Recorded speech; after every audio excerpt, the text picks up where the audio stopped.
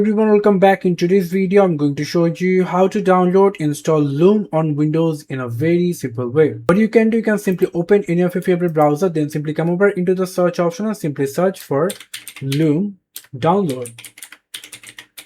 Click enter and then you're going to get the first website over here, download Loom desktop app. Click on that. And from here you can simply click on this desktop app, click on download, and it's about 168 MB. It will take some of minutes to complete. For that, keep your patience. And as you can see, the download has been completed. Now if you click on this folder icon, click on it 2 times to install setup, click on run and minimize all of your background app.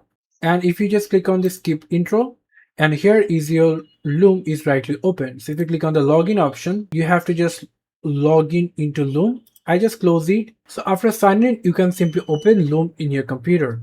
Thank you so much for watching. I hope to see you in other videos. Till then, goodbye.